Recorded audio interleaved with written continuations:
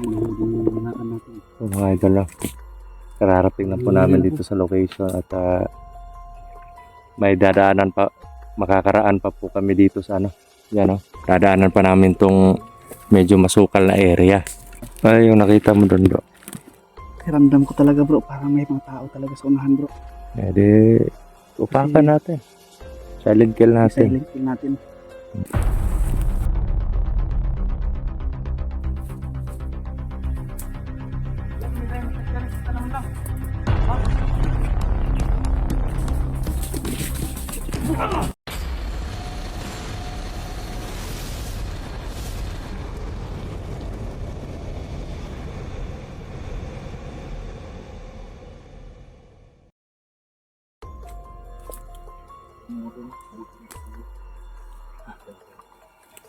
Bro, okay ka lang, bro. So, mga idol, no? Kararating na po namin dito sa location at may dadaanan pa, makakaraan pa po kami dito sa ano, yan, no? Dadaanan pa namin tong medyo masukal na area para makarating dun sa unahan pa yung ano. Pero dito, bro, alam ko na may mga potential niligay dito. Kasi ito yung daanan papunta dun sa isang hardware. Sige. Ingat lang tayo. Ano, nakita tayo na silent kill na natin. Oo. Hindi tayo matulog ng karaban. Bakit ako nila kami. Pumunta nila yung mga pinabalik ko. Yan po mga idol, no? May mga strategy po kami ginagawa at sana po gumana sa lakad namin ngayon kasi dito daw sa location na to marami daw ano dito, may mga tao daw na nilalatag si Commander Balaw dito kasi papunta ito daanan to papunta doon sa isang hideout mo. Ano na natin kung kaya natin silent kill natin. Pero kadalasan ba doon sa mga tao niya mga orasyon lang yung mga ano? Mga orasyon yun. Kasi alam nila na hindi sila tatablan. Hindi nila alam na tatablan sila sa mga baril natin. Pero kung silent kill lang natin para hindi tayo matunugan. Kasi alam ko mautak din yun si Commander Balaw. Nilalagyan na talaga ng mga tauhan yung mga pwedeng pagdaanan natin pag sa kampo niya. Oo, kasi alam niya na alam mo yung mga mga daanan papunta doon sa kampo niya. At lalo na kung makikita niya itong mga video na to. Maghahanda din yun. Pero di bali kahit anong gawin niyan tago, hahantingin natin. Dahan-dahan tayong papunta doon. Mga pahinga lang tayo saglit, mga bro. Sobrang layo medyo malayo na po yung narating namin ng mga idol. Napakasukal na lugar nito.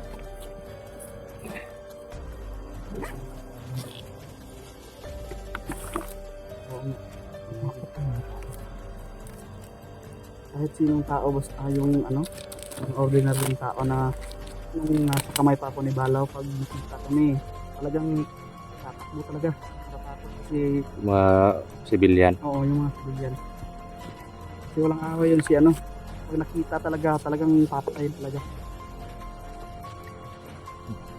Akala ko ikaw lang uminom ng tubig. Si kapatid na Julius ubos na itong tubig nito kasi grabe siya makano ng pawis Bigay sa akin tubig, wala nang mainom mamaya. Sunod bro, pag nag-explore tayo, isang drum yung dalhin mo ha. Hindi na tayo, hindi na lang tayo magdala ng Tahimik kayo, tahimik. Ano bro? Kung sana yung inom mo. Hawakan mo.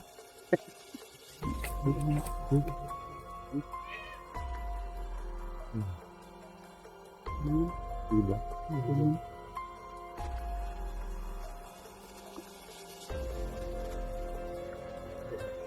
So yan po mga idol, ay masaya po ako na si Brother Maui is nakikisabay po sa atin.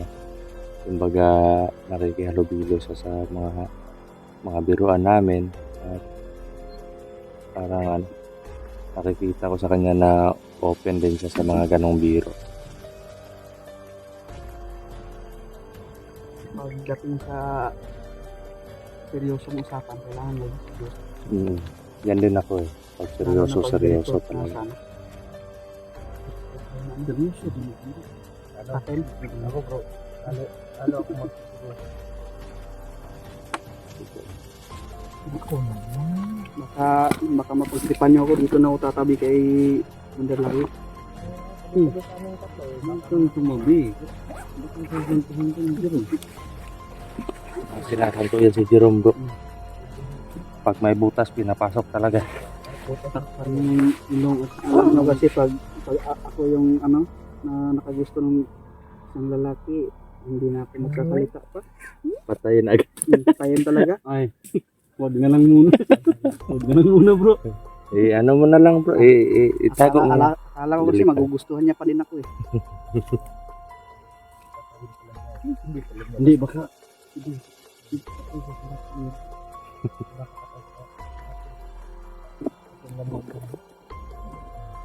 Sisilos na sisilan ko muna saglit ito bro. Sisilos. Ingat ka dyan bro.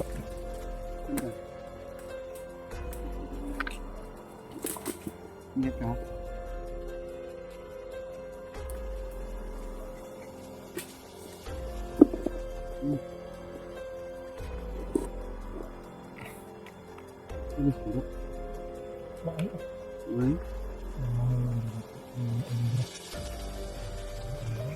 Ano bang ginaobra ni Jerome sa'yo? Yung pasilos ko na sa... Hindi ba sila sa Seban? Hindi ko marito. Linti din si Jerome kaya okay ninamlit ka ini. Kung ako ang pasilos mo ba mabit? Hindi na sila sila. Gusto ka din nahinap mo. Kada gabi o punta. Ay, yung nakita mo doon bro. Kasi ramdam ko talaga bro, parang may mga tao talaga sa unahan bro. Edi, upakan natin. Silent kill natin. Silent kill natin. Kasi nararamdaman ko rin kahit ikaw mararamdaman mo yung mga Oo. presensya. Kanina pa ako nakakaramdam dyan eh. Hina naman. Kaya-kaya naman yung presensya niya. Yung presensya nararamdaman ko. Silent kill lang natin kung ano. Para mas madali tayo.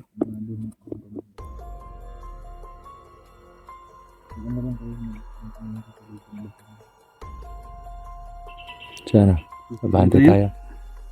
Dahan tayo. Tara. Mga idol na, proceed po tayo. Diyan po kami dumaan mga idol. Doon kami galing. Punta po dito.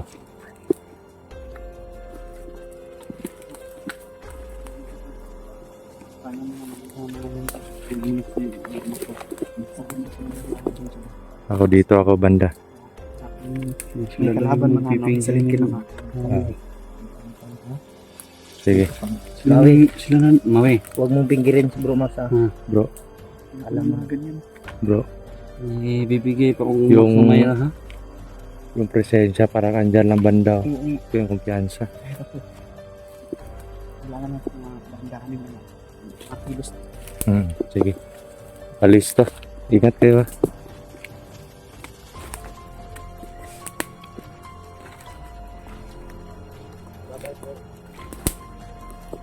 Okay lang ako dito. Kaya ko to. Ito mga idol na. Dito po ako dadaan.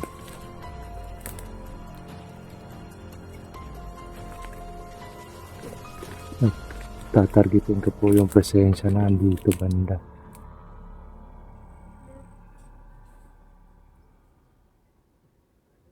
Pero tinatago po namin yung mga presensya namin para hindi kami maramdaman ng kalaban.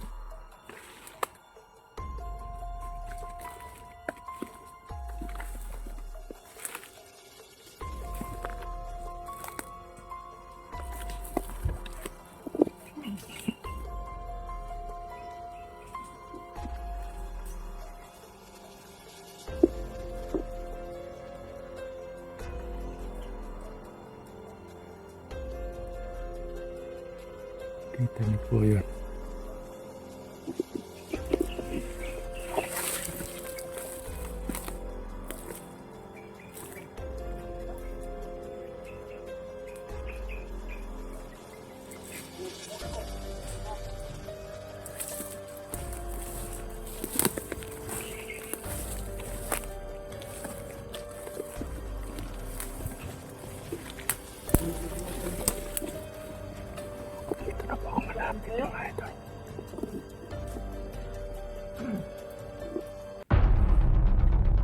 yung mga Commander Balaw, no?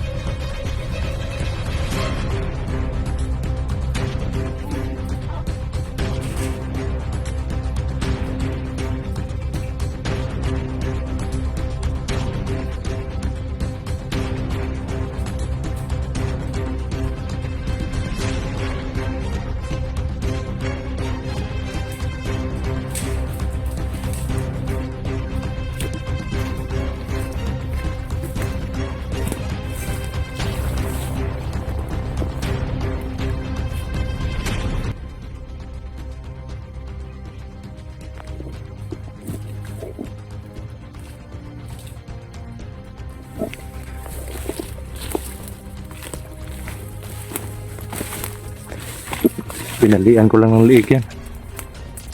Ako hindi kinalian ko rin ng liig. Huwag Nararamdaman pa ko bro. doon banda. Parang isang tumpok na eh. Oo nga. Relax lang tayo muna. Huwag tayong padalas-dalas. Hindi muna ako nagpapaputo kasi baka ma-alarma yung iba doon sa Oo ano. nga eh. Nagpumaminta ako dun sa unahan. Okay lang kayo?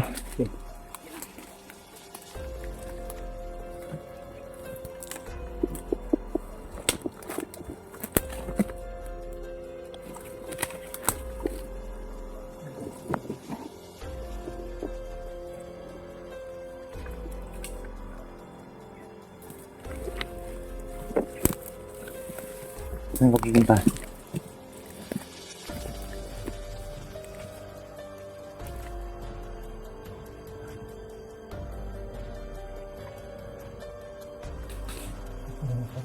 Okay ka lang?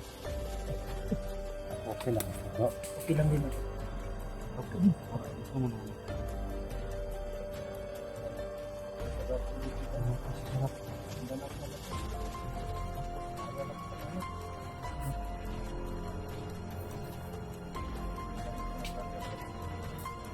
Sarap ng basa na tayo.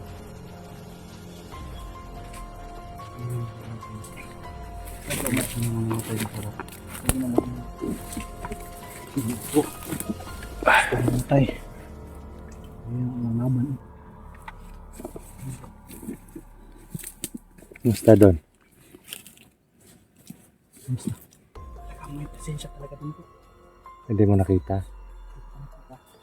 Pero ramdam ko na may mga presensya talaga dun.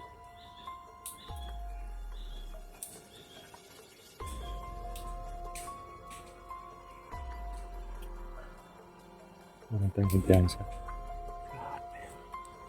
Sobrang init. Ramdam ko talaga. Mabigat yung presensya nila ngayon. Oo. Sa itong mga sinahid na sikil natin. Pero medyo ano doon ah, medyo malakas yung banda. Parang marami sila doon po. Walang tayong kumpiyansa. Diba mga idol no? Hindi po kami basta-basta ano, lumulusob or nagmamasid muna kami. Pinapakiramdaman namin yung paligid o yung unahan para kung makita namin na medyo tagilid kami, umaatras po kami.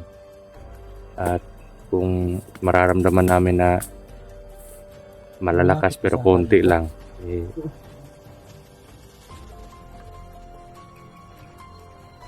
susugurin po natin, no? Hahanapan natin ng strategy para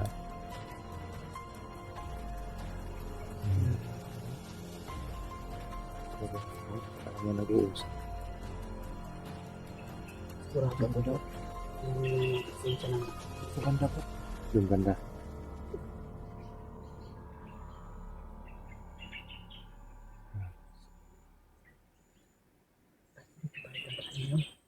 Saan banda?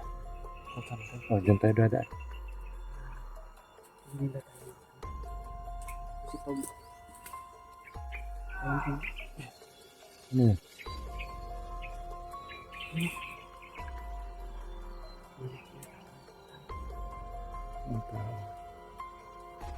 Parang tinatawag niya yung mga kasama niya.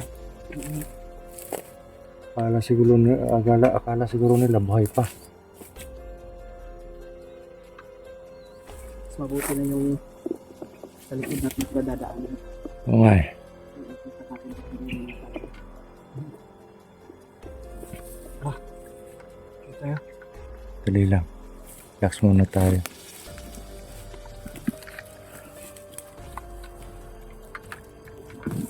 Naramdaman naman natin.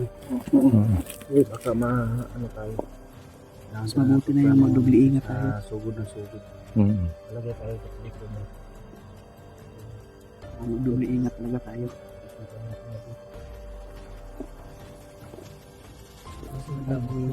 Kung may kakaiba talaga akong naririnig.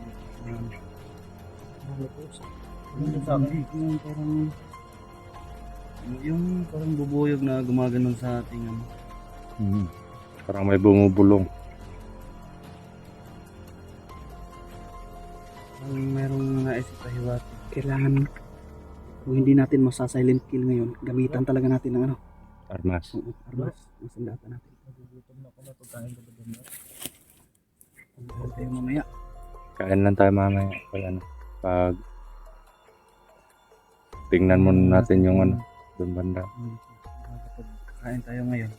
Ano tayo dito. Kasi pinatay natin yung mga kasama nila. Baka tawag sila ng tawag yung sa mga kasama nila tapos hindi sumasagot kaya pupunta sila dito. Kailangan unahan natin. Baka-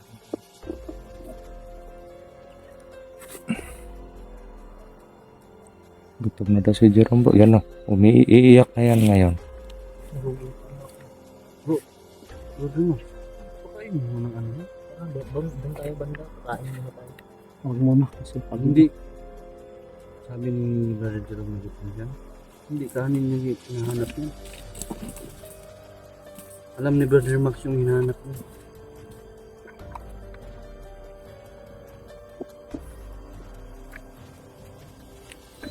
Ano kayo ha? Masid muna ako dito.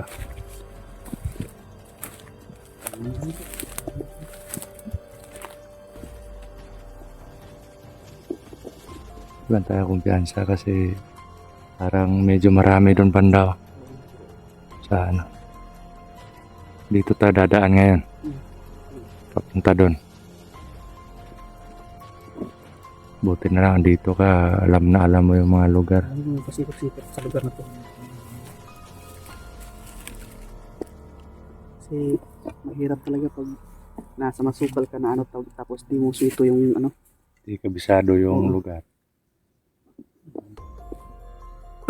Kailangan talaga kabisaduhin yung bawat anggulo o bawat ano ng lugar para Alam yung tulad nito. saan daanan papasok o palabas.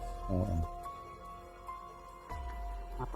Napakatuso talaga ni Balaw. Ang dami niyang ano eh. Ang dami niyang pwedeng mapagtaguan. Dahil hindi lang iisang kampo yung hinahawakan niya. Oo. At alam niyo po mga kapatid ng mga idol, hindi po nakakaalam kung bakit marami yung ano si Balaw. Di yun madadatnan sa isang kampo lang. Di ko alam kung saan kampo namin siya madadatnan. Pero alam ko yung Bawat kampo. Kaya sa lahat ng kampo niya, iisa-isahin natin. Puntahan natin yun. Paano? Proceed tayo. Tara.